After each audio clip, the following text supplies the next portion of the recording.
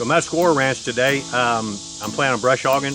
Been waiting for the right weather. It rained yesterday, so there won't be near as much dust being kicked up by the brush hog. And I didn't brush hog it down last year, and maybe not the year before. So it may have been 2 years now since I have. I've had it down to where it was just like a yard, all the open areas up there on these ridge tops, and I let it go just for the wildlife. I mean, the more weeds and all that kind of thing there are, then you're going to have a better insect crop, call it, and that's good for the birds and the turkeys and some other things as well. But ultimately, it's just good for all the habitat. So, but I'm going to brush hog it down now, and then let those fall grasses, let the sun get to them and grow up. And this fall should be really pretty out here at Squirrel Ranch. I learned a $1,500 lesson several years ago about leaving your engine cowling up like that when you're not using your tractor. And when you leave it down, especially in the winter, it attracts mice. I think they're probably attracted to the warmth. They'll make a nest in there and then eventually start chewing on your wiring. And so I always leave my engine cover up on that tractor and also on my garden tractor, and who knows how much money that saved me over the years, just that one little thing.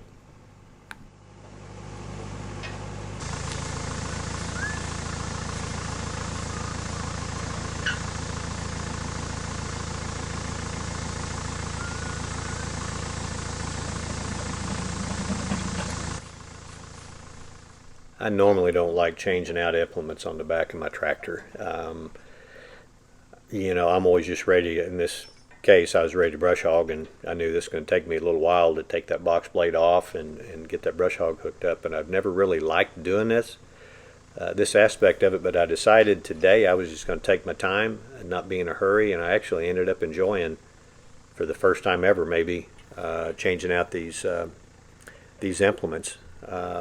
I had our grandkids in mind when I was making this video. I want you guys to know, and I know you're not going to watch this as kids probably, and if you are, you aren't going to have an appreciation for it. But someday, maybe 20, 30 years down the road, who knows? Maybe you're watching this and it's 2048. Maybe I'm still here, maybe I'm not. I don't know. But I wanted you to learn a few things, from me, and one of them is. Nothing good comes easy, and if you're going to have a place like we've had for this last 25 years where you don't live there and you've got property and you've got a couple of buildings on it, there is a tremendous amount of work that goes into maintaining it and upkeeping it, improving it, and I've enjoyed all of it. I've enjoyed most of it, and certainly for most of these years, and I still do. But the older you get, the more it starts to become more work than just enjoyment, and there's nothing wrong with that. But anyway, nothing good comes easy, and there's a lot of work involved in all of this, and it's costs money. Tractors aren't free, and attachments aren't free. None of this stuff is free, and so you have to ask yourself, am I willing to put the work into it, and am I willing to invest what it takes to keep something like this up or whatever. And anyway, and then a number of other things I thought of as I was doing this. First off, there's a lot of doing anything like this, hooking a brush hog up. If somebody's watching this and they've done this a bunch, they know what I'm talking about. If you do this every day, it's no big deal, but if you're like me and you do it a few times a year, it's work, and it takes a while, and there's a lot of little things to know. It's not rocket science. Most things aren't, with the exception of rocket science. Most things are not that complicated unless you don't know how to do it. And until somebody shows you, or until you take the time to figure it out on your own. The other thing I wanted you to learn is there's 100 different ways of getting hurt when you're doing something. And when you're messing with stuff like this, with tractors and brush hogs, I'm told that over the history of the tractor, there have been more people killed and injured in accidents that involved a tractor than any other piece of equipment, and I believe that's probably true. Somebody can check me on that, may determine whether or not that's accurate or not, but I believe it to be probably true. And I think the reason that is a couple of different things. Number one, anybody can go out and buy a tractor.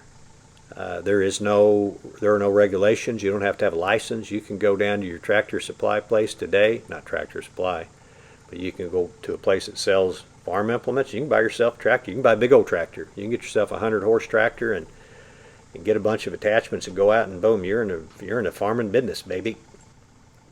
But there's a lot of different ways you can get hurt, a lot of ways you can get killed. A little side note: WD-40 rim oil, can't have too much of that stuff around. Comes in handy so often when you're doing the kind of stuff that I do out here. That little thing right there, that PTO, power takeoff, that is powered by the engine. It's geared super low, and it is amazingly powerful, and there's been a lot of people particularly killed because they didn't respect the power of that little shaft that I'm getting ready to put this arm. I'm drawing a blank at the name of that, but which incidentally, this is a difficult thing to do. Sometimes I've always hated doing it because you have to pull back on that sleeve and push on that shaft at the same time to get that to engage on that power takeoff. Now on this particular time, this was easy. I had the easiest time I ever had. And you can tell by my reaction there, I was surprised how easily that went on there. But point being, see, I'm putting my seatbelt on. I do that without even thinking about it because I committed years ago that I was going to always wear my seatbelt on that darn tractor. Because if I ever rolled it over, I wanted to make sure I had that roll bar in place and my seatbelt on. And I figured if I had that, the likeliness of me getting killed on that tractor would be pretty slim. But anyway, those are some of the things I wanted you guys, I hope you learn from these videos someday when you watch it, if you do. So I wanted to show what this field looked like before I brush hogged it down. I find it fascinating. All of that grew up naturally. All of those seeds were down in the soil back whenever I had that down to the bare dirt when I cleared it out. This is a thistle bush, bull thistle, which is considered an invasive species in Missouri. But man, when they bloom, they're really pretty. The blooms are already about off this one, but the butterflies absolutely love these thistles. And so I kind of hate that I used to be covered up with butterflies out here, but a couple of years ago I pulled probably 100, 120 of these thistle plants, and only got a couple of them that survived or maybe grew back. But as I was brush hogging this down, I was thinking to myself, man, this all grew naturally. I didn't plant any of this.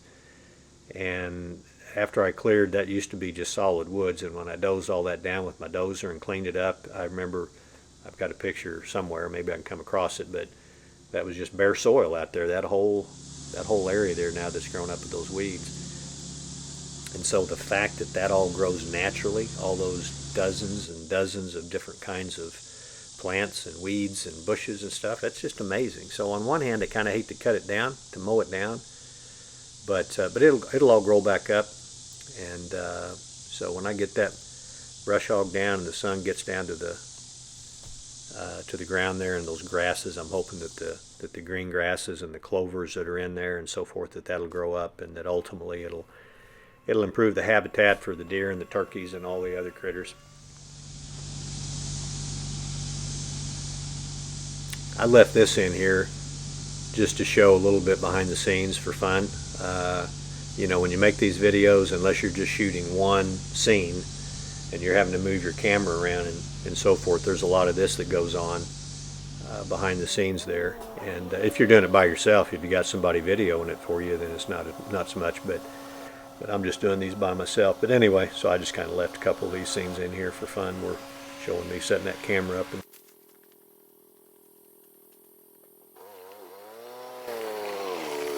You can kind of imagine what that would look like if I wouldn't have shown me running away from the camera. It just been like, okay, here he comes in his little four-wheeler thing. That's another thing. If you're going to do a weekend place, man, oh man, one of the first pieces of equipment, probably the first piece of equipment I would buy, Georgie, if you're listening to this, is one of those side-by-sides. That, in my case, that's an old Polaris Ranger. I've had that for 19 years, I believe. I think that's an '04. I think I've had it 19 years. And man, that's the most handy doggone thing. A tractor's another thing, especially if you've got more than a couple acres or something. You've got a lot of woods and that type of thing. It's amazing how much I've hauled in the bucket on this New Holland. I acquired this from my old friend Magnus several years ago, probably 17, 18 years ago, maybe something like that, close to it. And after I After I got it and started using it immediately, I was like, man, how did I ever get by without a tractor out here? But I had a flat tire down there. That's what I'm doing here. Had only made 2 or 3 passes, and I looked down and had a total flat on that darn tire. So I was able to get it up out of the ravine I was in and get it up on top of the road there on the drive without ruining the tire, without it coming off. I got that bumper jack. That's something anybody in my age range or older will remember whenever most passenger cars came with a bumper jack. And my understanding is there's a lot of people hurt and even killed by those darn things over the years. And so I was super careful using it. I had it really too far back on that tractor. I was lifting up almost the entire weight of that, or one side of the tractor there. I should have got my bottle jack out, but I didn't.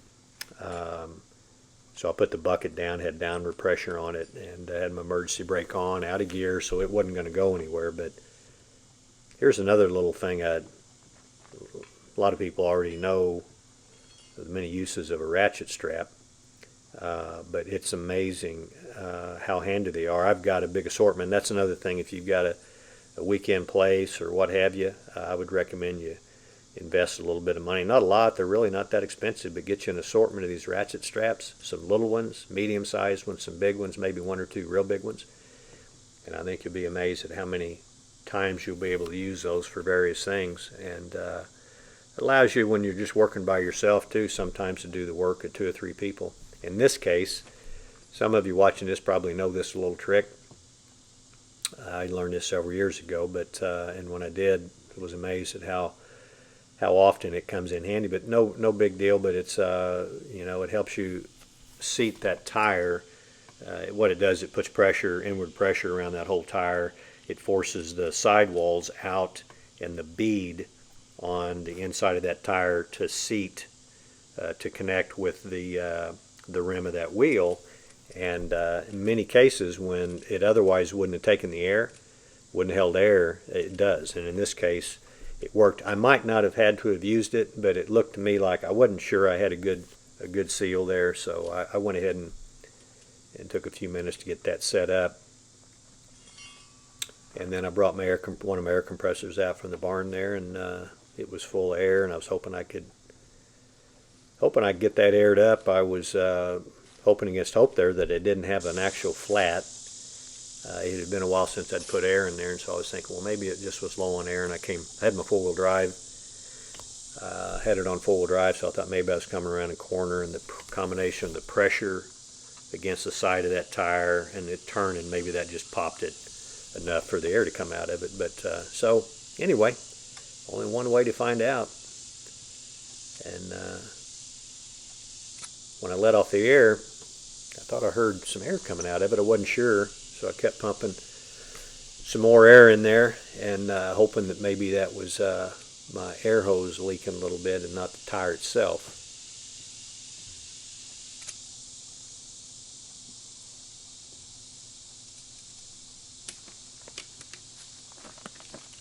But as it turns out, I did have an actual flat.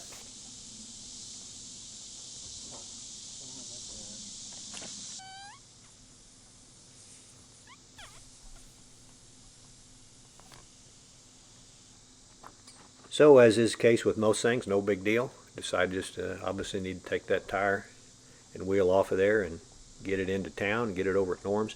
Again, on that bumper jack, I was super careful. I'd make darn sure I had a super good grip, had my arms kind of locked in, and if that thing would have popped up on me, which it didn't, but if it would have, I'd have been ready for it. And man, I would recommend don't ever use a bumper jack when there's anybody standing around, especially a child.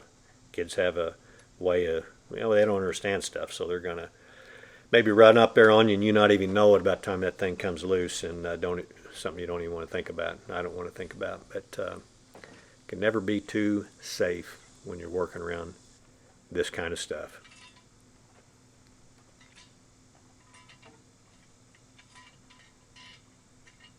So I knew I was going to have to leave that tractor there for at least a day. Ended up being a couple of days, but so I put those jack stands under it. Again, had my bucket down, and nobody was going to be out there, so I didn't really have to worry about it.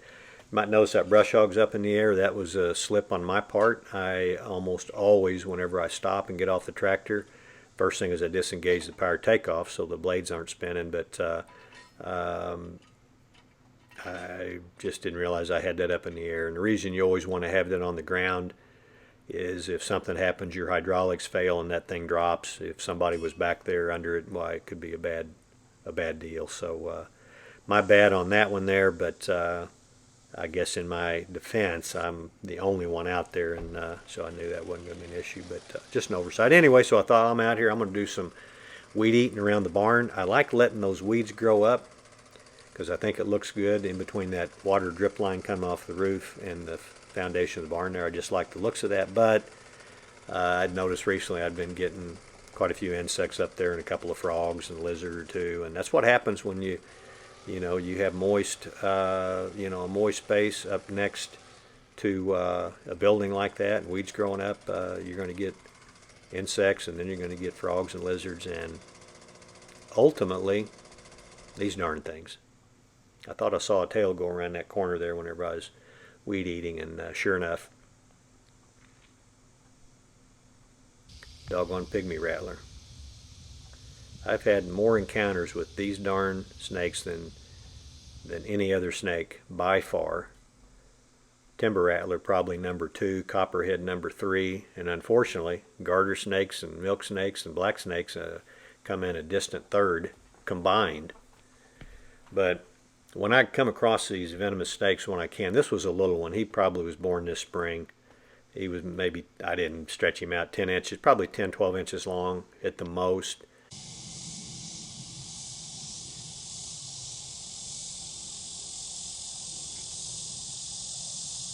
But he just kind of hunkered down and coiled up there, and they blend in really well, even though they're a very colorful snake, but they blend in really with all the surroundings. Not just the grass and the weeds, but the leaves and sticks, that kind of thing. Went and got a stick, kind of moved the debris off of him there and just see what he'd do. But man, they're mean-looking rascals. And again, I'm surprised he didn't strike out. But I guarantee you, from my many experiences with these darn pygmy rattlers, he's got one thing on his mind right now, and that is survival. And whatever this is that's messing with him, if it gets any closer, I'm gonna try to kill it. I'm gonna bite it, and I'm gonna inject as much venom as I can. I've always heard that these young snakes, and this is a young one, probably born this spring, I'm guessing, and maybe that's why he wasn't being overly aggressive, but I've always read that the young venomous snakes are more dangerous because they haven't learned how to control when they bite something, they can't control how much venom they inject, and so they just inject all their venom, and that's why they're potentially more lethal. I don't know that from personal experience. I've never been bit, but I've read that a number of times, and so maybe we'll get a snaketologist come on here and make a comment and tell me I'm all wet, or maybe can confirm what I've said. But anyway, he held tight. But trust me, these guys are super fast, super quick, typically very aggressive whenever they feel threatened. You get anywhere close to them, and man, they start striking out. This one didn't do that. And again, I suspect maybe because he was so young. But anyway, after I watched him for a little while there and got some footage, I decided to go ahead and repurpose him. And so I was getting ready to pull my 410 out there and obliterate him, and I decided I didn't want to waste a shell. No use of wasting a shell. So I just used the stomping method. I'm not going to recommend the stomping method to you. If you're new in the snake repurposing industry, I'm not going to recommend the stomping method, but he was little enough, and I thought I could come in high there and take care of him, and I did. Put him out of commission there pretty quickly. I don't think he suffered. I stomped him even a few more times than I probably had to, but anyway, and then I went ahead and finished whacking those weeds down. But that's just part of it. That's part of weekend ranching. That's just some stuff you got to do every now and then.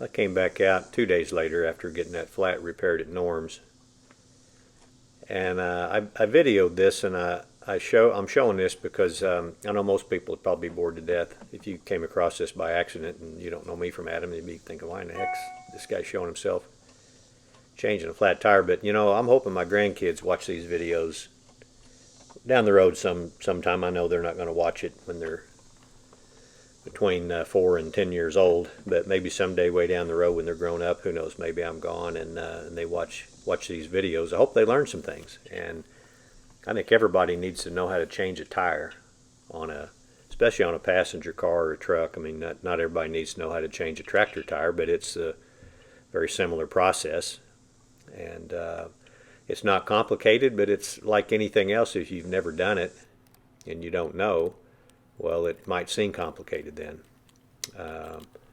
But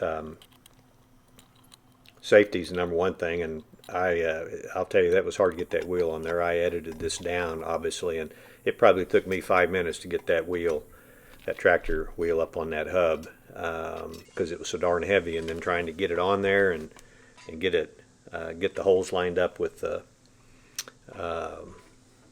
with the holes in that wheel hub there. It was kind of hard to do. Probably took me 5 minutes. Anyway, finally got it on there, and you can never be too careful when you're doing this kind of thing. I was really careful. I had those 2 jack stands that Dad gave me a while back, and I've already used them a couple of times.